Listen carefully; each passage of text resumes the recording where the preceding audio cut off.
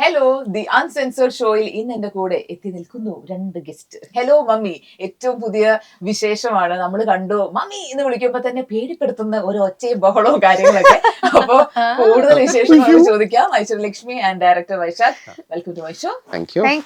അപ്പൊ hello mummy, നമ്മൾ ആ പേര് കേൾക്കുമ്പോൾ ഒട്ടും പ്രതീക്ഷിക്കാത്ത ഒരു ട്രെയിലർ. പറയൂ, എന്താണ് ഹലോ മമ്മി?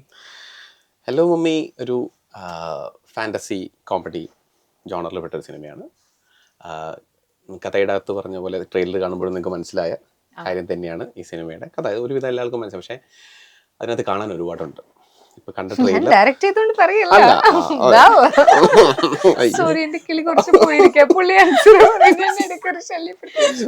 രണ്ട് കിളികൾ പോയ ആളുകളാണ്.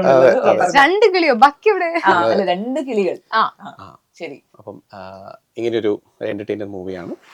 എല്ലാവർക്കും കുട്ടികളായിട്ടും ഫാമിലി ആയിട്ട് വന്ന് കണ്ട കുട്ടികളില്ലാത്തവരെന്ത് ചെയ്യും? സോറി, പറഞ്ഞു തീർത്തോട്ടെ. എടോ ഇത് ഓടണ്ടേ, കുട്ടികളുള്ളവരും ഇല്ലാത്തവരും എല്ലാവരും വന്ന് കണ്ട ഇഷ്ടാവുന്ന സിനിമയാണ്. അപ്പൊ ഹലോ മമ്മിയിലേക്ക് ഇവരെ എങ്ങനെ എത്തി? ഐശ്വര്യലക്ഷ്മി ഞങ്ങള് കഥ പറഞ്ഞു. ഞാനിപ്പം ഈ കഥകൾ പറഞ്ഞു പലരോടും പറഞ്ഞിരുന്നു, പക്ഷെ ഐശ്വര്യയോട് കഥ പറഞ്ഞ സമയത്ത് സാധാരണ ഡയറക്ടർമാരുണ്ടല്ലോ നിങ്ങളോട് ആദ്യമായിട്ട് കഥ പറയുന്നത് ഈ ക്യാരക്ടറിനെ നിങ്ങൾ കണ്ട് എഴുതിയെന്നൊക്കെ പറയാം. എന്റെ അടുത്ത് വന്നിട്ട് എന്താ പറയുന്നത് പറയാം. ഞങ്ങൾ ഒരുപാട് പേരോട് പറഞ്ഞു, എന്താണോ ഐശ്വര്യോട് പറഞ്ഞു. പക്ഷെ ഇതിൽ പോസിറ്റീവ് എന്താ വെച്ചാൽ ഞങ്ങൾ പലരോടും കഥ പറഞ്ഞു. സാർ ഐശ്വര്യാണ് കഥ എല്ലാവർക്കും ഇഷ്ടം. പക്ഷെ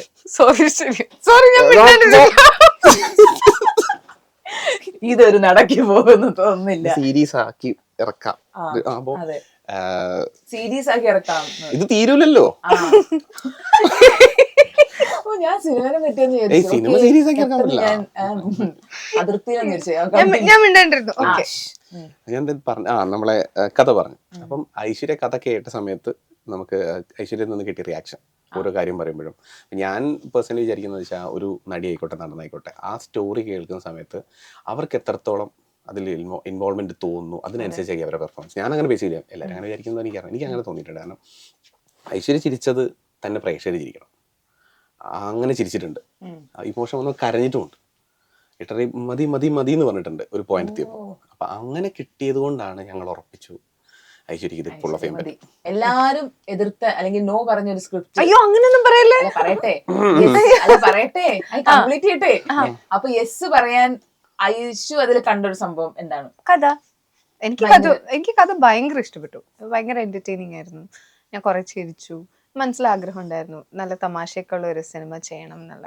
പിന്നെ എനിക്ക് അത് ചെയ്ത് കഴിഞ്ഞപ്പോൾ ഉള്ള എൻ്റെ ഏറ്റവും വലിയ അഡ്വാൻറ്റേജ് എനിക്ക് തോന്നിയത്, സാധാരണ സിനിമകളുടെ സെറ്റിൽ ഭയങ്കര എക്സ്ട്രാ ഫോക്കസ് എക്സ്ട്രാ സ്ട്രെസ്ഡ് ആയിട്ടാണ് ഇരിക്കാൻ.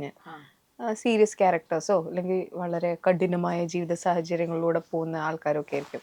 ഇവിടെ കഠിനമായിട്ടൊന്നുമില്ല. വളരെ ലൈറ്റ് ഹാർട്ടഡ് സിനിമയാണ്. അതുകൊണ്ട് നമ്മൾ അഭിനയിക്കുമ്പോഴും സെറ്റിലെ സംസാരവും എല്ലാം ഭയങ്കര ലൈറ്റ് ഹാർട്ടഡ് ആയിട്ട് ചളിയൊക്കെ പറഞ്ഞ് അങ്ങനെ പോവായിരുന്നു. അപ്പോൾ നമ്മൾ 45 ദിവസം ഷൂട്ട് ചെയ്തതാണോ? 47 ദിവസം ഷൂട്ട് ചെയ്തു. എല്ലാം ചിരിച്ച് കളിച്ച് സന്തോഷമായിട്ടാണ് പോയത്. ഭയങ്കര സ്കൂളിൽ തിരിച്ചു പോയ വൈബായിരുന്നു. അപ്പം ഹലോ മമ്മിയിൽ വേറൊരു ഇമ്പോർട്ടന്റ് റോളാണ് ഷർഫു. പറയൂ ഷർഫിനെ പറ്റി രണ്ട് വാക്ക്. നമ്മളിപ്പോൾ ആദ്യം കഥയെ പറ്റി ആലോചിക്കുമ്പോൾ തന്നെ ഫസ്റ്റ് ഷർഫുദ്ദീൻ നമ്മുടെ ആദ്യ ലിസ്റ്റിൽ ഫസ്റ്റ് തന്നെ ഉണ്ടായിരുന്ന നടന്മാരെ. കാരണം എന്താ വെച്ചാൽ ഈ സിനിമയിനകത്ത് കുറച്ചധികം പരിപാടികളുണ്ട്. അത് without any music without any dialogue വെറുതെ കാണിച്ചാലും ആൾക്കാർ ചിരി വരും. അങ്ങനെ ഒരു കാലിബറുള്ള ചുരുക്കം ചില നടന്മാരുടെ ഒരാളാണ് ഷർഫുദ്ദീൻ. നമ്മൾ ദിലീപേട്ടനൊക്കെ ചെയ്തു വെച്ചിരിക്കുന്നത്. അങ്ങനെ കുറച്ച് കാര്യങ്ങൾ പുള്ളിയുടെ കയ്യിലുണ്ട്. പക്ഷെ അതിപ്പം പ്രേമം മുതൽ ഒരു കുതിരപ്പുറത്ത് ഒരാൾ വരുമ്പോൾ ഏറ്റവും രസമായിരിക്കില്ലേ കാണാൻ. കുതിരപ്പുറത്ത് ഒരാൾ വരുന്നു, ആദ്യം ചിരിച്ച് ഷർഫുദ്ദീൻ അങ്ങനെ അത് ചെയ്യാൻ പറ്റണമെങ്കിൽ അത് ചെറിയ കളിയല്ല. അപ്പം അങ്ങനെയൊക്കെ ചെയ്യാൻ പറ്റുന്ന ഒരു ആക്ടർ പുള്ളി. അപ്പോൾ പുള്ളിയിൽ ഈ ക്യാരക്ടർ ഭയങ്കര അടിപൊളിയായിട്ട് സേഫ് ആയിരുന്നു. അത് അതുപോലെ പുള്ളി ചെയ്തിട്ടുണ്ട്. അത് ട്രെയിലറിലും നമുക്ക് വളരെ കൃത്യമായി മനസ്സിലാവുന്നുണ്ടെന്നുള്ളതാണ്. എനിക്ക് തോന്നുന്നു ഷറഫുവിനെ ഇപ്പം ഭരതനിലെ വില്ലനെ ഇതില് ഹലോ മമ്മിയിൽ കിട്ടിയപ്പോ പേടിപ്പിച്ച് ഒരു വശത്താക്കാം എന്ന് വിചാരിച്ചിട്ടുള്ള ഒരു സന്തോഷമുണ്ട് ഉള്ളിൽ. ഇല്ല, കർമ്മ എന്നൊരു സാധനമുണ്ട്. അതിൽ എന്നെ ചൊറിഞ്ഞ ഇതിൽ എന്റെ അമ്മ ചോദിക്കും. കാര്യമായിട്ട് ചോദിച്ചിട്ടുണ്ട്. യെസ്. അപ്പൊ ഇതില് ഒരു ട്രെയിലർ ഡയലോഗ് ഇല്ലേ, അതായത് ഏത് റിലേഷൻഷിപ്പ് ആണെങ്കിലും പക്ഷെ ഇതിൽ പറയണേ റിലേഷൻഷിപ്പിൽ സംസാരിച്ച് തീർക്കാൻ പറ്റാത്തായിട്ട് ഒന്നും ഇല്ല എന്നുള്ളത്. അപ്പം നിങ്ങൾ രണ്ടുപേരുടെയും പേഴ്സണൽ ലൈഫിൽ എങ്ങനെയാണ് അത്? ഇപ്പൊ ഫ്രണ്ട്സ് ആയിക്കോട്ടെ, ഐ മീൻ ഇപ്പം അമ്മ അച്ഛൻ ആരും ആയിക്കോട്ടെ, അപ്പൊ ഏത് റിലേഷൻ ആണെങ്കിലും ഈ കമ്മ്യൂണിക്കേഷൻ എത്രമാത്രം ഇമ്പോർട്ടന്റ് ആണെന്ന് തോന്നുന്നു? വളരെ ഇമ്പോർട്ടന്റ്. വളരെ ഇമ്പോർട്ടന്റ്. ഞാൻ സംസാരിച്ച് നിർത്താറില്ല, എനിക്ക് അത്രയും കമ്മ്യൂണിക്കേറ്റ് ചെയ്യാൻ. ഞങ്ങൾ തെറ്റ് കമ്മ്യൂണിക്കേഷൻ മുകളിലേക്ക് അങ്ങനെ അങ്ങനെ സംസാരിച്ച്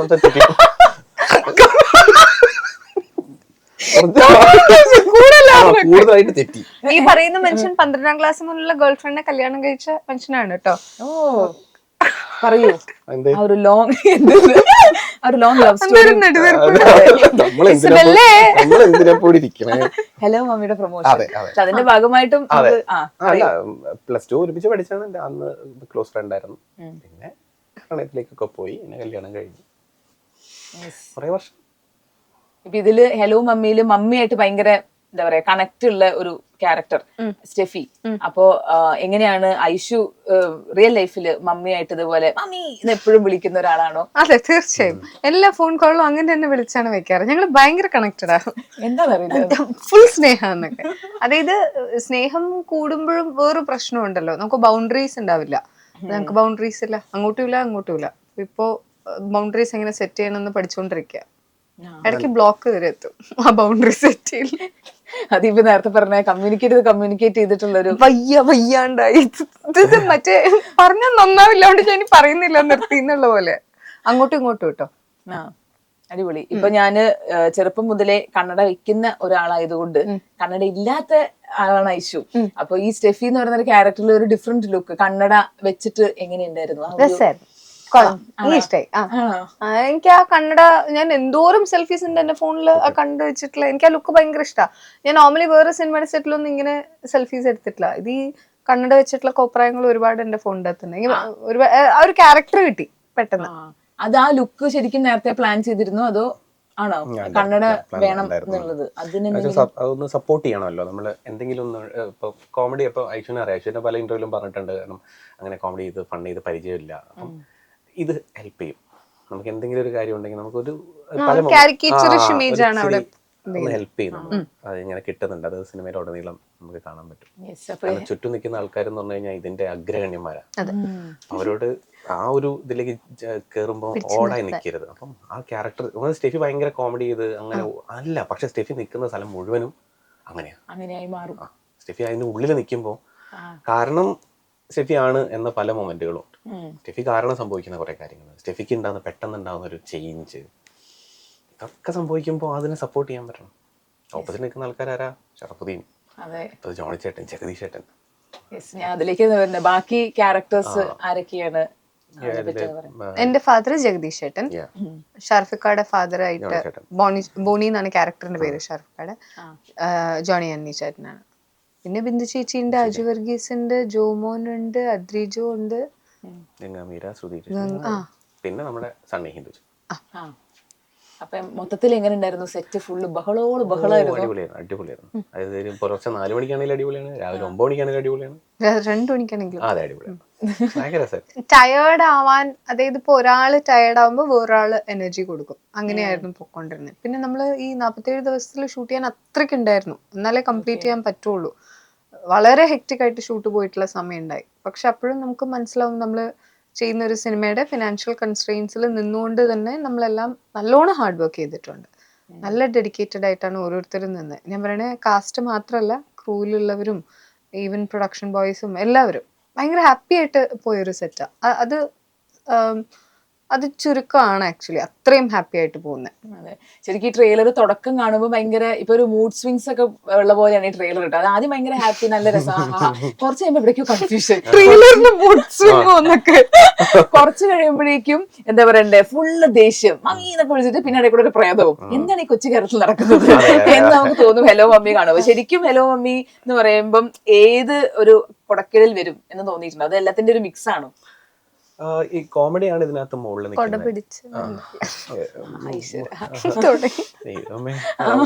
കോമഡിയുടെ മുന്നിൽ നിൽക്കുന്നത്. ഇപ്പം ഈ സിനിമയുടെ ട്രെയിലർ പറഞ്ഞ പോലെ ട്രെയിലർ 2 മിനിറ്റ് 17 സെക്കൻഡ് അല്ലേ ഉള്ളത്. ഇതേപോലെ തന്നെ സിനിമ 2 മണിക്കൂർ 17 മിനിറ്റ് ആണുള്ളത്. മൂഡ് സ്വിംഗ് ഉള്ള സിനിമയാണ്. സിനിമയ്ക്ക് മൂഡ് സ്വിങ്സ് ഉണ്ട്. ഈ പറഞ്ഞതുപോലെയാണ് കിട്ടുന്നതെങ്കിൽ ഈ സിനിമയും തുടക്കത്തിൽ മെല്ലെ ഇങ്ങനെ വന്ന് ചേഞ്ചായി വരും. അതേ ഇതിന്റെ ഒരു വലിയൊരു വേർഷനായിട്ട് ആ സിനിമ വരിക. ഇതിന്റെ ഒരു തുടക്കം എവിടെ നിന്നായിരുന്നു? ഇത് കുറെ ആയിട്ട് ആലോചിക്കുന്ന ഒരു ടോപ്പിക് ആയിരുന്നോ? ഇല്ല, ഞാൻ പറഞ്ഞില്ലേ ഒരു 1.5 വർഷം മുമ്പ് ഇപ്പൊ നമ്മുടെ സാൻജോ ജോസഫ് ഫാൽമിയുടെ right. അപ്പം പുള്ളി വന്ന് കഥ പറഞ്ഞു. കഥ കേട്ടാൽ ഉറപ്പാണ് അതിനകത്ത്. കഥ കേട്ടപ്പോൾ തന്നെ എനിക്ക് ഭയങ്കര ഇൻട്രസ്റ്റഡ് ആയി. ഞാൻ പറഞ്ഞില്ല, ഞാൻ വേറൊരു സിനിമ ചെയ്യാൻ വേണ്ടി വന്ന ആ സിനിമയുടെ കാര്യങ്ങളൊക്കെ നടക്കുന്ന സമയത്ത് ഇത് കേട്ടപ്പോൾ അതെല്ലാം പരിപാടികളും മാറ്റി വെച്ച് പിടിച്ചാണ് ഞാൻ ഹലോമി. എനിക്ക് അത്ര എനിക്ക് ഇഷ്ടപ്പെട്ട കഥയാണ്. അപ്പോൾ അതിൽ നിന്ന് പിന്നെ ഒരുപാട് കാര്യങ്ങൾ മാറിയും ഒരുപാട് കാര്യങ്ങൾ ചേഞ്ച് ആവുമെന്ന്. പിന്നെ സിനിമയിൽ കുറച്ച് വലിയ സിനിമയിലേക്ക് വന്നു. പിന്നെ ആവശ്യമായ കുറേ സാധനങ്ങൾ. അതിൽ പ്രധാനപ്പെട്ട കാര്യമായിരുന്നു CG. ഇതിൽ ഒരുപാട് CG ഉണ്ട്. നല്ല കിഡ്ലൻ CG ആയിട്ടാണ് പിള്ളേർ ചെയ്തത്. അതിൽ ഭയങ്കര അത് അവിടെ എപ്പോഴും പ്രശ്നം എന്താ വെച്ചാൽ അത് പാളിപ്പോയ സിനിമ. പക്ഷേ ഞങ്ങൾ ദിവസമായിട്ടിപ്പം വന്നിരിക്കുന്നതിൽ ഞങ്ങൾക്ക് സാറ്റിസ്ഫൈഡ് ആണ്. ഇനി ബാക്കി ജനങ്ങൾ കണ്ടിട്ട് பார்க்கலாம். ഇപ്പൊ ഓരോ സിനിമയിൽ നിന്ന് ഇപ്പൊ ഒരു ടേക്ക് അവേ ഉണ്ടാവല്ലോ. ഇപ്പൊ ഷൂട്ടൊക്കെ കഴിഞ്ഞ് അപ്പം ഹലോ മമ്മി എന്നുള്ള ഒരു ടേക്ക് അവേ എന്താണ്? ചെറിയ കാര്യങ്ങളിൽ സന്തോഷം കണ്ടുപിടിക്കാൻ പറ്റും എന്നുള്ള ഒരു സംഭവമാണ്. അത് ഷൂട്ടിംഗ് എക്സ്പീരിയൻസിന്റെ കാര്യത്തിൽ നിന്നാണ് കേട്ടോ, എൻ്റെ ക്യാരക്ടറിന്റെയോ അങ്ങനെയൊന്നുമല്ല. ഷൂട്ടിംഗ് എക്സ്പീരിയൻസിൽ നിന്ന് നമ്മൾ എല്ലാവരും ഹാപ്പി ആവാനായിട്ട് ട്രൈ ചെയ്തുകൊണ്ടിരിക്കുകയാണ്. അതായത് ഇൻ ദ സെൻസ് ഞാൻ പറയുന്നത് അത് ആ സിനിമയുടെ ഗുണം കൊണ്ടാണ്. ഒരാൾക്ക് മൂഡി ആവാനോ ദേഷ്യം കാണിക്കാനോ അങ്ങനെ സ്പേസ് സിനിമയിലില്ല ഒരു ആക്ടറിനോ ഒന്നും. അപ്പൊ ജനറലി അത് കാരണം സെറ്റിന്റെ സ്വഭാവവും ആ ഒരു രീതിയിലാണ് പൊക്കോണ്ടിരിക്കുന്നത്. ഈഗോ ഇഷ്യൂസ് ഇല്ല,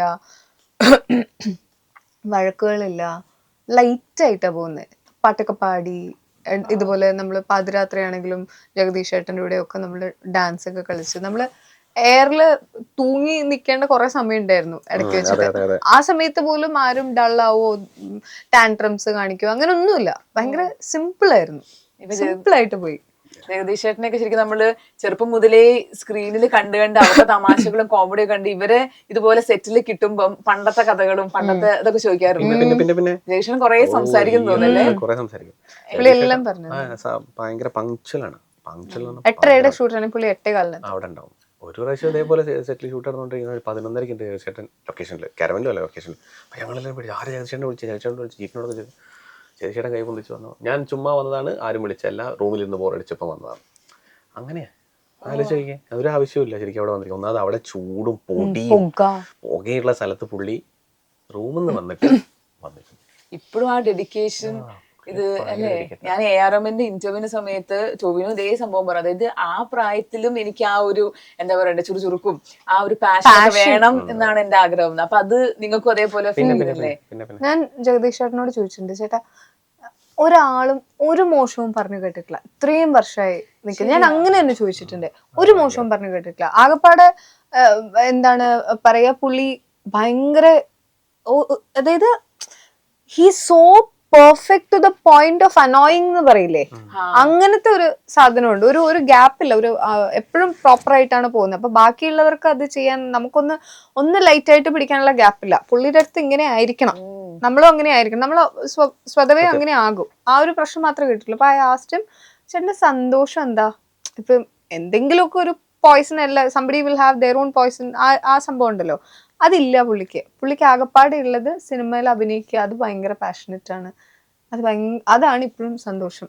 അതിൽ കവിഞ്ഞ് വേറെ സന്തോഷമില്ല. അതിൽ നമ്മൾ നല്ല പ്രൊഫഷണൽ ആയിരിക്കണം എന്നുള്ള നിർബന്ധം അത് ഇവർക്ക് എല്ലാവർക്കും ഉണ്ട്. നമ്മൾ ചോദിക്കുന്ന, നമ്മൾ കൃത്യമാണ്, പ്രൊഫഷണലാണ്, നമ്മൾ അവർ ചോദിക്കുന്ന കാര്യങ്ങൾക്ക് നമ്മൾ കൃത്യമായിട്ട് മറുപടി കൊടുക്കുന്നുണ്ട്, സംശയങ്ങളില്ല, അവർ ചെയ്യുന്നത് ശരിയാണ്. നമ്മൾ പറയുന്ന മോണിറ്റർ വന്ന് നോക്കും, ചേട്ടൻ അങ്ങനെ നോക്കാറില്ല, പക്ഷേ വന്നിരുന്ന് നോക്കി ഓക്കെയാണ് കാര്യങ്ങളൊക്കെ ഉറപ്പിച്ചു. പിന്നെ പുള്ളി നമുക്കങ്ങ് വിട്ടുതരും.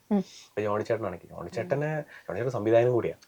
പുള്ളി അത് ഏത് നമ്മുടെ ഷേഡി മൂസ പോലെ അതുപോലെ സ്ലാപ്സ്റ്റിക് ഒക്കെ ചെയ്ത് വെച്ചിരിക്കുന്ന സംവിധാനം. അപ്പൊ പുള്ളി എപ്പോഴും നമ്മൾ വിളിച്ച് കാര്യങ്ങളൊക്കെ പുള്ളി കുഞ്ഞെന്ന് വിളിക്കും. ആ കുഞ്ഞെന്ന് വിളിക്കും, ഇതിങ്ങനെ ചെയ്തില്ലേ, ഇത് അങ്ങനെ ആക്കാം, നമുക്ക് ഇങ്ങനെ ആക്കാം. പിന്നെ പുള്ളിയുടെ ഡയലോഗ് വഴി പുള്ളി തന്നെ പിടിച്ച് ഒരു പിടുത്തം പിടിക്കും. ഇപ്പൊ ഫോൺ എടുത്ത് സംസാരിക്കുകയാണെങ്കിൽ പോലും ആരോഗ്യം നോക്കണം കേട്ടോ എന്നേ പറയും. അപ്പൊ അങ്ങനെ ഒരു സ്നേഹമുണ്ട് അവർക്ക്. അവരുടെ ആ സീനിയർ ബിന്ദു ചേച്ചി വൈഷവും ക്ലൈമാക്സിൽ എനിക്ക് ഇപ്പോഴും ഓർമ്മയുണ്ട്. ബിന്ദു ചേച്ചിക്ക് വയ്യാതാകുമ്പോൾ നമ്മൾ ബിന്ദു ചേച്ചി വിടാമെന്ന് പോട്ടെ എന്ന് തീരുമാനം എടുത്ത സമയത്ത് ഐഷു ഒന്ന് 1 മിനിറ്റ് ആണ്. ഐഷു പോയി ബിന്ദു ചേച്ചിൻ്റെ കൂടെ ചേറിൻ്റെ താഴെ മുട്ടുകുത്തിയിരുന്ന് പഴയ കഥകളൊക്കെ പറഞ്ഞപ്പോൾ ബിന്ദു ചേച്ചി ഓണായി. പിന്നെ സായി ചേട്ടനെ വിളിച്ചിരുന്നു. അവർ പഴയ കഥ എന്നെ കോഴിക്കോടാണ്, ബിന്ദു ചേച്ചിക്ക് അവിടെ കോഴിക്കോട് ഒരു പേരുണ്ട്. അപ്പൊ അതുകൊണ്ട് കോഴിക്കോടത്തെ കഥകൾ പറയാൻ തുടങ്ങി. രാവിലത്തെ ബ്രേക്ക്ഫാസ്റ്റ്, നമ്മുടെ ബ്രേക്ക്ഫാസ്റ്റ് പറഞ്ഞാൽ അങ്ങനെയാണല്ലോ. അപ്പൊ ഇവിടെ ചെന്നപ്പോൾ ബ്രേക്ക്ഫാസ്റ്റ് പ്രശ്നങ്ങളും അതിന്റെ തമാശകളും അവരെ അങ്ങ് ഓണാവുകയാണ്.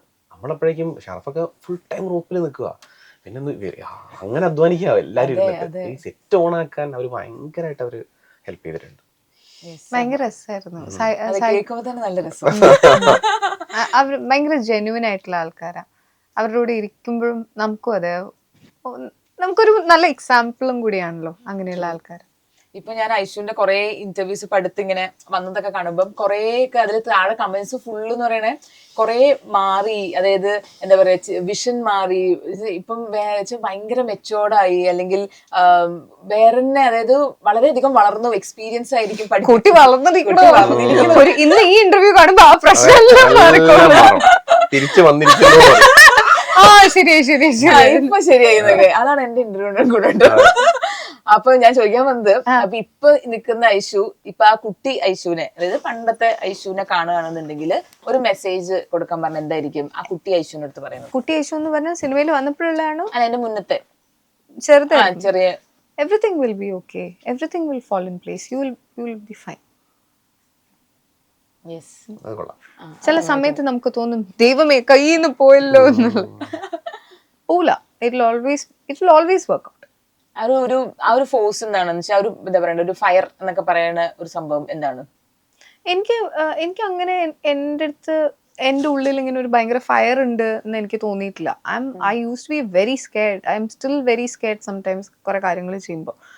പിന്നെ ചെയ്യണം, അതായത് ഇപ്പൊ ഒരു വർക്കിന്റെ സംഭവമാണെങ്കിൽ നമുക്ക് അതിനൊരു ആഗ്രഹം കാരണമായിരിക്കും ചിലപ്പോൾ ചെയ്യുന്നത്. ഇപ്പൊ സിനിമ എന്ന് പറയുന്നത് ഒന്ന് നിന്ന് ആലോചിച്ചാൽ ചിലപ്പോൾ ഇനി അടുത്ത സിനിമ എവിടെ നിന്നാന്നുള്ള ഐഡിയ ഇല്ലാത്ത സമയങ്ങൾ ഉണ്ടായിട്ടുണ്ട്, നറേഷൻ കേൾക്കാത്ത സമയങ്ങൾ ഉണ്ടായിട്ടുണ്ട്. ഐ മീൻ ഇല്ല, അപ്പൊ ആ സമയത്ത് പേടിയാവും, ടെൻഷനാവും. പിന്നെ ട്രസ്റ്റ് ദ പ്രോസസ്, വരുന്നിടത്ത് വെച്ച് കാണാം, ആ ഒരു സംഭവം. പിന്നെ എനിക്ക് തോന്നുന്നു എനിക്ക് ഹേർഡിൽസ് വന്നാലും കരഞ്ഞ് കഴിഞ്ഞതിന് ശേഷം ഒരു ഓക്കെ ശരി എന്നാ ഒന്നും കൂടി ട്രൈ ചെയ്യാം, ആ ഒരു അതുണ്ട്. ഐ തിങ്ക് ദാറ്റ് ഇസ്, അതിനെ ഫയർ എന്ന് വിളിക്കാൻ പറ്റില്ലല്ലോ, ഒരു തരണം ചെയ്യാനുള്ള ശക്തി ഉണ്ട്. ഇപ്പം വൈശാഖനെ സംബന്ധിച്ചോ, ഇപ്പം എല്ലാവർക്കും ഒരു അപ്സ് ആൻഡ് ഡൗൺസ് വരുമല്ലോ. അപ്പൊ ഈ ഡൗൺ വരുന്ന ടൈമിൽ എന്താണ് ഏറ്റവും കൂടുതൽ ഇങ്ങനെ മുന്നോട്ട് നയിക്കുന്ന ഒരു ഫോഴ്സ്? അല്ല, ഡൗൺസ് വരണം എന്ന് വിചാരിക്കുന്ന ആളാണ് ഞാൻ. എങ്കിൽ അപ്സിന്റെ സന്തോഷം നമുക്ക് ജീവിതത്തിൽ കിട്ടും. എപ്പോഴും പണ്ട് അച്ഛനൊക്കെ അച്ഛനൊക്കെ ഒരുപാട് അങ്ങനത്തെ കാര്യങ്ങൾ പറയും, ജീവിതത്തിൽ അങ്ങനെ സംഭവിക്കണം. പക്ഷെ സംഭവിക്കുമ്പോൾ അതിനെ മുന്നോട്ട് കൊണ്ടുവച്ചാൽ നമുക്കൊരു പ്രതീക്ഷ, നമ്മളിലൊരു വിശ്വാസം വേണം. ഇപ്പം എനിക്ക് ഒരു സിനിമയിൽ ആരും ഗോഡ് ഫാദേഴ്സ് ഒന്നുമില്ല. ഞാൻ ഒറ്റയ്ക്ക് കാർ എടുത്ത് വന്നതെന്നാണ് കോഴിക്കോട് നല്ലവരും പറയാം. സിനിമയിൽ ഒറ്റയ്ക്ക് കാർ ഓടിച്ച് വന്ന് സിനിമയിൽ ഒറ്റയ്ക്ക് തിരിച്ചു പോകാന്നുള്ളത് എല്ലാവരും അവരവിടെ പറയും. അപ്പൊ അങ്ങനെ സംഭവിച്ചാണ് ഇപ്പൊ ഈ പ്രോജക്ട് സംഭവിച്ചൊക്കെ അങ്ങനെയൊക്കെ തന്നെയാണ്. അപ്പൊ എത്ര വർഷം അഡ്വർടൈസിങ് കമ്പനി തുടങ്ങുന്ന കാലത്തും ഇതേ പ്രശ്നങ്ങൾ ഒരുപാടുണ്ടായിരുന്നു. അപ്പൊ അതൊക്കെ തരണം ചെയ്തു പോകും, നമുക്ക് പറ്റണം. പറ്റിയില്ലെങ്കിൽ പിന്നെ എപ്പോഴെങ്കിലും വീണു പോകും. ഈ സിനിമ ഐശ്വര്യലക്ഷ്മി ഈ വീടിന്റെ ഐശ്വര്യ വീട്ടിൽ എഴുതി വെക്കോ? ഞാൻ പ്രിന്റിന് കൊടുത്തിട്ടുണ്ട്, കിട്ടിയിട്ടില്ല. ഇങ്ങനെയായിരുന്നു സെറ്റില് ഉരുളക്ക് ഉപ്പേരി എന്നൊക്കെ പറയണത്. അപ്പൊ ഐശ്വര്യനെ പറ്റി ഡയറക്ടർ പറഞ്ഞല്ലോ, അപ്പൊ ഡയറക്ടറിനെ പറ്റി ഒരു 2 വാക്ക്. അതൊന്ന് കറക്റ്റ് ആയിട്ട്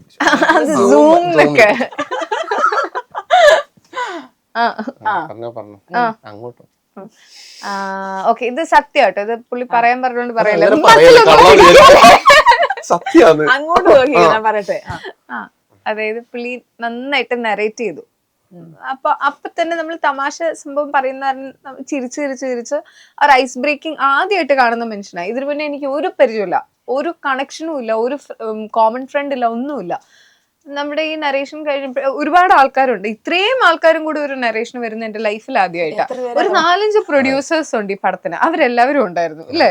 പിന്നെ ഹാരിസ് വന്നായിരുന്നു അന്ന്? ഇല്ല, അത് മാറിപ്പോയി. പിന്നെ ജിഷ്ണു ഉണ്ട്, എന്റെ ഒരു ഫ്രണ്ട് ഉണ്ട്, എനിക്ക് അനിയനെ പോലെ, അവനുണ്ടായി. പിന്നെ റൈറ്റർ ഉണ്ടായിരുന്നു, പ്രൊഡ്യൂസേഴ്സ് എല്ലാവരും, ഇവര് റൈറ്റർ. പിന്നെ എന്റെ ഒരു ഫ്രണ്ട്, അവന്റെ ഫ്രണ്ട് ആരുണ്ട്, വീടും മൊത്തത്തിൽ ആൾക്കാരുണ്ട്. വീടൊന്നും അല്ല, അതിലും 1 മണിക്കൂറാണല്ലോ സാധാരണ നറേഷനൊക്കെ. ഫസ്റ്റ് നറേഷൻസ് 1 hour ആണ്, അതിൽ തീർക്കണം എന്നുള്ള ഐഡിയയിലാണ്. ഞങ്ങൾ 4 മണിക്കൂറാണ് ആ കടയില്, അതായത് ചായ കുടിക്കാൻ വന്നിട്ട് ഡിന്നറും കഴിച്ചിട്ട് പോയ പോലത്തെ അവസ്ഥയിലായിരുന്നു. നറേഷൻ അടിപൊളിയായിട്ട് ചെയ്തു. പുള്ളി എല്ലാ ക്യാരക്ടറും പറയുമ്പോൾ അതായിട്ട് അഭിനയം പുള്ളി അറിയാണ്ട് അഭിനയിക്കുന്നുണ്ടായിരുന്നു. ഇപ്പൊ ആശാബ എന്ന് പറഞ്ഞ ക്യാരക്ടർ പറയുമ്പോ ഞാൻ എന്ത് പറഞ്ഞോട്ടെ, അത് കുറച്ച് സ്ത്രൈണതയും കൂടി ഉള്ള ഒരു ക്യാരക്ടറായിട്ടാ പുള്ളി അതൊക്കെ അഭിനയിച്ച് കാണിച്ചു തരും. Like here is a man who is not afraid to show ഒരു female side of things also. Like അത് ക്യാരക്ടറിന്റെ സാധനം, അത് എനിക്ക് എന്തുകൊണ്ട് അഭിനയിച്ച് കാണിച്ചു. സോ എനിക്ക് അതൊക്കെ ഭയങ്കര ഇംപ്രസ്ഡ് ആയിരുന്നു ഞാൻ. പ്ലസ് നമ്മൾ ഷൂട്ട് തുടങ്ങി. അപ്പൊ അന്ന് നമ്മൾ ഓൾറെഡി ഓക്കെ സെറ്റ്, നീ എന്റെ ഫ്രണ്ട്, ഞാൻ നിന്റെ ഫ്രണ്ട്, സെറ്റ് എന്നൊക്കെ കൈ കൊടുത്ത് പോയതാണ്. പിന്നെ ഷൂട്ടിംഗ് എക്സ്പീരിയൻസ് ആണെങ്കിലും അതെ, ഒരിക്കൽ പോലും എന്നെ വേദനിപ്പിക്കുന്ന രീതിയിലോ അങ്ങനെ ഒന്നും സംസാരിച്ചിട്ടേ ഇല്ല. ഒരു നല്ലൊരു ബ്രദറിനെ പോലെയായിരുന്നു എനിക്ക്. സെറ്റിലാണെങ്കിലും അതെ, നമ്മൾ ചിരിച്ചിരിച്ചിരിച്ചിരിച്ച് ഒരു മറ്റേ പണ്ട് കാലത്ത് കസിൻ ബ്രദേഴ്സ് ഒക്കെ നമ്മൾ കസിൻസ് ഗ്രൂപ്പ് ഉണ്ടാക്കുന്നൊക്കെ പറയാം, അതുപോലെയായിരുന്നു എനിക്ക് സെറ്റിൽ എക്സ്പീരിയൻസ്. അതാണ് പറയാനുള്ളത്. കസിൻസ് എല്ലാവരും കുറെ കാലത്ത് കഴിഞ്ഞ് കൂടുമ്പോൾ ഉള്ള അതുപോലെയായിരുന്നു. And he's good at his work. അതാണ് മെയിൻ സാധനം. ഇതെല്ലാം ഉണ്ടായിട്ടും വർക്ക് ചളമാണെന്നുണ്ടെങ്കിൽ പ്രശ്നമാവും. പക്ഷെ he was handling his work very well. ഒരാളെയും അവിടെ മോശം പറയുന്നയോ അല്ലെങ്കിൽ ഡയറക്ടർ ചൂടാവുന്ന പോലത്തെ ഇൻസിഡൻസോ ഒന്നും ഉണ്ടായിട്ടില്ല. അടിപൊളിയായിട്ട് പുള്ളിയുടെ കാര്യം ചെയ്തു, എല്ലാവരെയും സന്തോഷമായിട്ട് വെച്ചു, എല്ലാവരോടും റെസ്പെക്ട്ഫുൾ ആയിട്ട് പെരുമാറി. അടിപൊളിയായിരുന്നു, നല്ലതായിരുന്നു. പുള്ളിയുടെ വൈഫ് ഇടയ്ക്ക് സെറ്റിൽ വന്നായിരുന്നു. അപ്പൊ എങ്ങനെയുണ്ട്, ജോലിയൊക്കെ നന്നായിട്ട് ചെയ്തത്, ആ രീതിയിലൊക്കെ എന്റെ അടുത്ത് ചോദിക്കുന്നത്. കുഴപ്പമില്ല. ഇപ്പം മറ്റേ സാധന എന്റെ ഭർത്താവായിട്ട് പറയല്ല, ട്രെയിലർ കൊള്ളാൻ അതൊക്കെ വരുന്നുണ്ട് message. Very very sweet. Yes. അപ്പം എന്ത് തോന്നുന്നു, നല്ല വാക്കുകൾ കേട്ടിട്ട്? കുഴപ്പമില്ലാന്നൊക്കെ വിചാരിച്ചു. 10ൽ എത്ര മാർക്ക് കൊടുക്കുന്നു?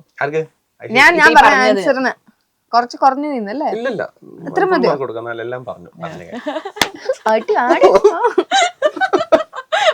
നല്ല തോന്നുന്നു. ഇതിലിപ്പോ നറേഷൻ കാര്യം പറഞ്ഞാൽ ഞങ്ങള് ശരിക്കും പറയാലോ, ഞങ്ങൾ ഐശ്വര്യലക്ഷ്മിയുടെ അടുത്ത് കഥ പറയാൻ പോകുന്നു. പക്ഷെ ഞങ്ങൾക്കറിയാം, ഇപ്പൊ ഈ പറയുന്ന പോലെ അല്ല. അന്ന് ഐശ്വര്യലക്ഷ്മി ഞങ്ങളെ സംബന്ധിച്ചിടത്തോളം മലയാള സിനിമ വേണോന്ന് പോലും ആവശ്യമില്ലാതെ അല്ല, അങ്ങനെയല്ല.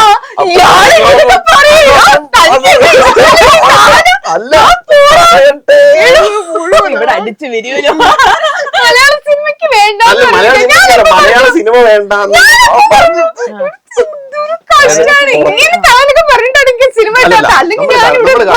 നമ്മൾ കാണുമ്പോ തെലുങ്ക് ചെയ്യുന്നു, അല്ലെങ്കിൽ അവിടെ തമിഴ് ചെയ്യുന്നു. അപ്പൊ നമുക്ക് നോക്കുമ്പോ വരുമോ, നമ്മളങ്ങനത്തെ ഒരു ചെറിയ സിനിമ അടിച്ചെന്നാൽ വരുമോ എന്നൊന്നും അറിയില്ല. പക്ഷെ അതുകൊണ്ടാണ് ഈ PS1-2 എന്നൊക്കെ പറയുന്ന ഒരു സിനിമ അതെ, ഞങ്ങളെ കണ്ടില്ല അങ്ങനെയാണല്ലോ. വലിയ ആളാണ്. മനസ്സിലൊക്കെ പോയി പറയാം അല്ലേ, വർക്കാവോ നോക്കാം, ഇഷ്ടപ്പെട്ട ചെയ്യാം. പക്ഷെ ഇഷ്ടപ്പെട്ട് കഴിഞ്ഞിട്ട് ഓക്കെ പറഞ്ഞപ്പോ ഞങ്ങൾ തന്നെ സത്യം പറഞ്ഞാൽ ഓക്കെ പറഞ്ഞു, ഐശ്വര്യലക്ഷ്മി ഓക്കെ പറഞ്ഞു എന്നുള്ളത് അങ്ങനെ തന്നെയായിരുന്നു എല്ലാവരും. അതുകൊണ്ടാണ് മീറ്റിംഗ് കഴിഞ്ഞ് തിരിച്ചു പോകുമ്പോ നിങ്ങൾ വണ്ടിയിൽ നിങ്ങളുടെ റിയാക്ഷൻ എന്തായിരുന്നു? അല്ല, ഞങ്ങൾക്ക് ഈ ഞാൻ നേരത്തെ പറഞ്ഞില്ലേ, ഐശ്വര്യ കഥ കേട്ട രീതി ഭയങ്കര, അതില് ഭയങ്കര കോൺഫിഡൻസ് ഉണ്ടായിരുന്നു. കഥ വർക്കായി എന്നൊക്കെ ഷാൻജോന്റെ അടുത്തേട്ടാ നീ കൊള്ളാലോ. ഭയങ്കര ഞങ്ങളെല്ലാരും ഭയങ്കരമായിട്ട് വെച്ചാൽ ഇമോഷൻ ആണെങ്കിലും എല്ലാം കൃത്യമായിട്ട് കിട്ടിയ ഒരു ആക്ട്രസ്. അപ്പൊ ഞങ്ങൾക്ക് തോന്നി എവിടെയോ ഒരു വെളിച്ചം കാണുന്നുണ്ട്. ചെയ്ത ക്യാരക്ടേഴ്സില്, സിനിമകളില് അല്ലെങ്കിൽ ക്യാരക്ടേഴ്സിൽ ഏറ്റവും ഇഷ്ടമുള്ള ഏതാ? മായാനദി സിനിമ തന്നെ എനിക്ക് ഭയങ്കര ഇഷ്ടം. എപ്പിക് മൂവിയാണ്. ഇപ്പോഴും റീൽസിലും അല്ലെ ആ പാട്ടിൽ ഇപ്പോഴും ട്രെൻഡിങ് ആന്നുള്ളതാണ്. ഞാനിപ്പോ അടുത്ത് ഏറ്റവും കൂടുതൽ കണ്ട റീല് കാണേലെ ആ ഒരു സീനില്ലേ, ടൂവി ആയിട്ടില്ലേ, അത് കുറെ പേര് അതേപോലെ അഭിനയിക്കുന്നു. പക്ഷെ അതിന് താഴെ ഫുൾ കമന്റ്സ് ഐഷും കാലയ്ക്ക് അത് ഇതൊക്കെ പറഞ്ഞ. മനോശോകൻ ഇടയ്ക്കിടയ്ക്ക് ഇതെനിക്ക് അയച്ചു തരാറുണ്ട്. മറ്റേ നമുക്കല്ലേ അറിയൂ സെറ്റിൽ എന്തായിരുന്നു. സെറ്റ് ഭയങ്കര കോമഡി ആയിരുന്നു. ഇന്ത്യൻ സിനിമ ചെയ്തിട്ട് ഇത്രയും കോമഡി ആയിട്ടുള്ള ഒരു സെറ്റ് വേറെ ഇല്ല. ചളിയുടെ അങ്ങറ്റവും. ഷോട്ടിന്റെ സമയത്ത് നമ്മൾ സീരിയസ് ആണ്, ഡിസ്കസ് ചെയ്യാനുള്ളതൊക്കെ ഡിസ്കസ് ചെയ്യും. പക്ഷെ അല്ലെങ്കിൽ ചളിയാണ് സെറ്റ്. നിങ്ങൾ ഞാൻ സമ്മതിച്ചിട്ടോ. അപ്പം പക്ഷെ അത് ആ സീനും ഇതൊക്കെ കാണുമ്പോ ഭയങ്കര ഇന്റൻസ് ആണ് പറഞ്ഞ പോലെ. അയ്യോ അത് കണ്ടുപിടിക്കണ ഒരു വീഡിയോ ഉണ്ടായിരുന്നു. അതായത് ഇത് ഇവര് പ്രോപ്പർ ആയിട്ട് പറഞ്ഞുതരും. ഇവർ പറഞ്ഞു തരുന്നതും നമ്മൾ എത്ര സ്പീഡിലാണ് പറയേണ്ടതും ഇത് കിട്ടിക്കഴിഞ്ഞാൽ പിന്നെ എന്റെ ജോലി എളുപ്പമാണ്. ബേസിക്കലി ഡയറക്ടർ പറയണ അങ്ങ് ചെയ്താൽ മതി. അത് ചെയ്ത് കഴിഞ്ഞിട്ട് ഞാൻ കഴിഞ്ഞു എന്നുള്ള രീതിയിൽ അങ്ങ് പോവാം. അപ്പൊ ടോവിനോ എവിടെ പോകുന്നു, നിക്കവിടെ, എനിക്ക് ബാക്കി പറയാനുണ്ട്, പുള്ളിയുടെ ഡയലോഗ് ബാക്കി എടുക്കാണല്ലോ. ആ ഒരു വീഡിയോ ക്ലിപ്പ് ഉണ്ടായിരുന്നു നമ്മുടെ ആ ക്യാമറയിൽ നിന്ന് തന്നെ ഉള്ളത്, ആദ്യത്തെ ടേക്കില്.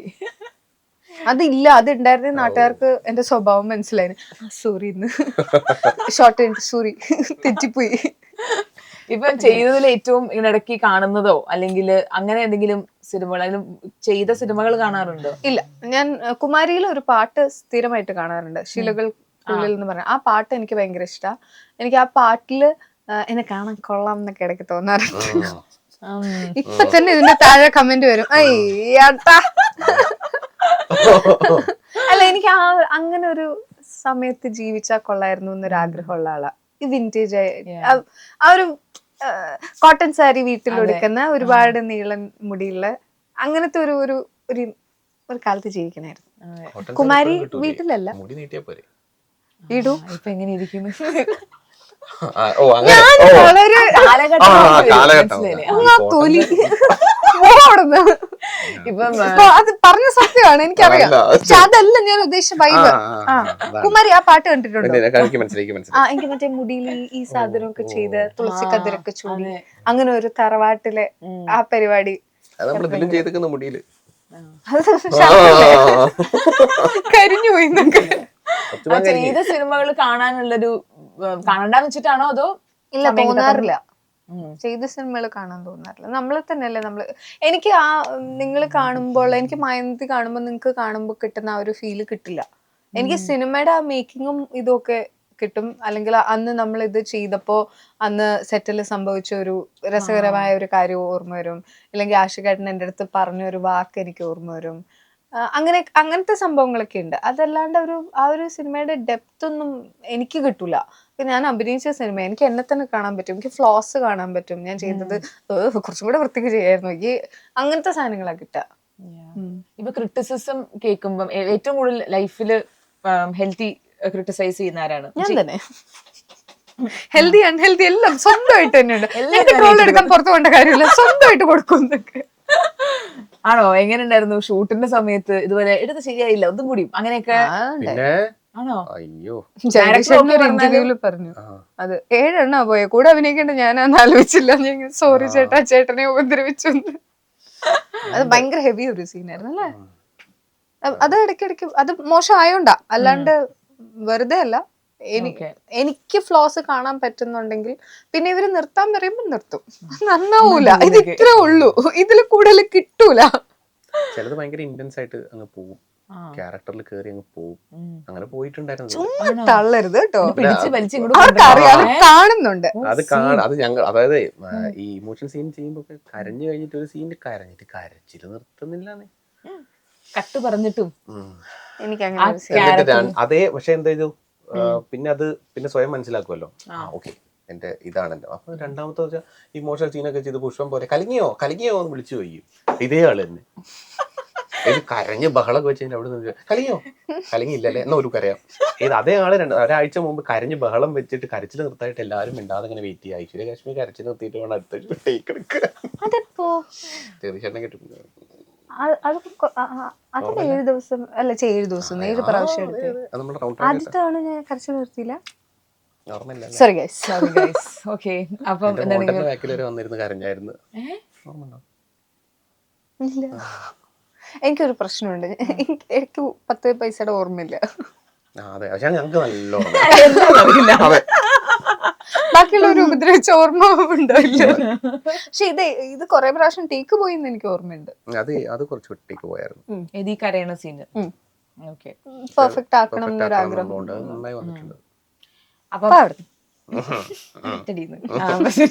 അപ്പൊ ഹലോ മമ്മി നമ്മുടെ അല്ല തിയേറ്ററിൽ നിന്ന് ഇതെവിടെയായിരുന്നു ഇവിടേക്ക് നോക്കി കലമിർച്ചി രണ്ടുപേരും ബഹളം പറയാം. നമ്മുടെ പ്രേക്ഷകരുടെ അടുത്ത് ഹലോ മമ്മിനെ പറ്റി ഇപ്പൊ ഓഡിയൻസിനോട് പറയാനുള്ളതെന്ന് പറഞ്ഞാൽ ഗൂഢാലോചനയില് ഒരു സീനുണ്ട്. ഹരീഷ് കണാരൻ ചേട്ടൻ ഇവര് 4 ഫ്രണ്ട്സും കൂടെ ചേർന്ന് ലോൺ അപേക്ഷിക്കാനായിട്ട് പോവാണ്. അപ്പം ജനറൽ മാനേജറിനെ കാണുന്നവന് അവര് ഇതിന്റെ അകത്തേക്ക് കയറാണ്. ഈ സീന് ഞാൻ എണീറ്റ് നിന്ന് ചിരിച്ചായിരുന്നു. ബൈ ദ വേ, എനിക്ക് മനസ്സിലായി. ആ PVR തിയേറ്ററിൽ ഫുൾ ആൾക്കാർ വളരെ സീരിയസ് ആയിട്ട് സിനിമയാണ്. ഞാൻ ഇങ്ങനെ എനിക്ക് ചിരിച്ചിട്ട് വയ്യാണ്ടായി ആ സീൻ കണ്ടിട്ട്. അങ്ങനെ ഞാൻ ചിരിച്ച സിനിമയാ. അപ്പൊ ആ സീൻ ഞാൻ ഇവിടെ റിക്രിയേറ്റ് ചെയ്യാണ്. അല്ല അപ്പം നീ അപേക്ഷിക്കോ? അപേക്ഷ ആരാ? ഞാനല്ലേ. നല്ലവരായ ജനങ്ങളെ, നാളെ ഞങ്ങളുടെ സിനിമ ഇതൊരു അപേക്ഷയായി കണക്കാക്കി ദയവേത് നാളെ തന്നെ തിയേറ്ററിൽ പോയി കാണണം. നാളെ പറ്റിയില്ലെങ്കിൽ മറ്റന്നാൾ എപ്പോഴും സമയമുള്ളതെന്ന് വെച്ചാൽ പോണം, കാണണം. ഇദ്ദേഹത്തിന്റെ ആദ്യ സിനിമ. എന്നെ ഇഷ്ടമില്ലെങ്കിൽ ഇയാൾക്ക് വേണ്ടിട്ടെങ്കിലും ഒന്ന് പോയി കാണണം. Thank you. ഒരു പ്രത്യേക പ്രമോഷൻ ഇങ്ങനെ അപേക്ഷിക്കും. എന്റെ ദൈവമേ, നമ്മൾ മറ്റേ സിനിമയിലെ ഡബിൾ മുണ്ടൊക്കെ ഇട്ടിട്ട്. ഇതിന്റെ കൂടെ പ്രൊമോഷൻ പറ്റില്ല. അവര് ജഗതിച്ചേട്ടൻ കൽപ്പന ചേച്ചി ഇവരെല്ലാം കൂടെ ഈ വെള്ളപ്പൊക്കം വന്നിട്ട് കാടുമായിട്ട് വീട്ടിലേക്ക് വരുന്നില്ല, രാജി പേജി പോയി എന്നല്ല, അതേപോലെ നിന്നിട്ടാണ് അവിടെയും പോയി പറഞ്ഞിരിക്കുന്നത്. ഓഡിയൻസിനോട് എന്താ പറയുക, പ്ലീസ് വരണം കാണണം. ഇയാളുടെ ആട്ടപ്പാടാണ്. ഇയാളുടെ അപ്പൊ വൈശാഖ് അതെ അത് ഞാനാ. അത് മാത്രല്ല ഞങ്ങളുടെ പ്രൊഡ്യൂസേഴ്സ് 6 പേരുണ്ട്. അവർക്കൊക്കെ എന്തെങ്കിലുമൊക്കെ കിട്ടണ്ടേ? 6 പേരുണ്ട്. ഈശ്വരാ. ഓരോ നിറ നിൽക്കുന്ന പ്രൊഡ്യൂസേഴ്സ് എന്നൊക്കെ പറഞ്ഞു. നമ്മൾ എന്തായാലും ഇനി ഒരുമിച്ച് വിടില്ല. ആദ്യത്തെ അവസാനത്തെ ഇനി അവര് വിടൂല. ഇത് അറിഞ്ഞാലുണ്ടല്ലോ, ഇത് മറ്റേ പട്ടച്ചാരായം കൊണ്ട് കൊട്ടാരം നച്ചിച്ച് കയറി വന്നേക്കാന്ന് അവര് പറയുന്നത്. വിചാരിക്കുന്നത് അവര് രണ്ടുപേരും ഇന്റർവ്യൂ കഴിഞ്ഞ് പൊള്ളിക്കുന്നൊക്കെ പറഞ്ഞ് വിചാരിച്ചിരിക്കുമ്പോ ഞാനാണെങ്കിൽ ഈ പ്രാവശ്യത്തെ ഇന്റർവ്യൂസിലൊക്കെ വളരെ മെച്ചോർഡ് ആയിരുന്നു. സാധാരണ എന്നോട് പ്രതീക്ഷിച്ചു. ഞാൻ വിചാരിച്ചു ഞാൻ ഒരു ചോക്ക് സീരിയസ് ആയി ആള് മാറിയെന്ന് തോന്നുന്നു. എന്നിട്ട് ഞാൻ ഇങ്ങനെ ഐശു ഇവിടെ വരണം പറഞ്ഞ് ഞാൻ മനസ്സിലിങ്ങനെ ആലോചിക്കണം. അപ്പം ഇങ്ങനെ ആന്നൊക്കെ പറഞ്ഞ അങ്ങനെ ഇരിക്കും. വരുമ്പോ തന്നെ എനിക്ക് കാപ്പി, അപ്പൊ തന്നെ എനിക്ക് കുറച്ച് ചോറ് വരും. എനിക്കറിയില്ല സാറേ ചോറ്. പിന്നെ സംസാരം തുടങ്ങിയപ്പോ മനസ്സിലായി ഓക്കെ. പിന്നെ വൈശാഖം കൂടി വന്നപ്പോ പിന്നെ സെറ്റ് തീരുമാനമായി. അതെ. അപ്പൊ എന്താണെങ്കിൽ ഹലോ മമ്മി ഒരു ഹൊറർ എന്താ പറയണ്ടേ, ഹൊറർ കോമഡി. മമ്മി എന്ന് വിളിക്കുമ്പോ ഡോർ തുറക്കുന്നത് എന്താണ് സംഭവം എന്നുള്ളത് നമ്മൾ തിയേറ്ററിൽ പോയി കാണണം. എന്തുകൊണ്ട് മമ്മി വിളിക്കുമ്പോ ഡോർ തുറക്കുന്നു അല്ലേ? യെസ്. അപ്പൊ ഓൾ ദി വെരി ബെസ്റ്റ്. അടിപൊളിയാവട്ടെ. Thank you so much.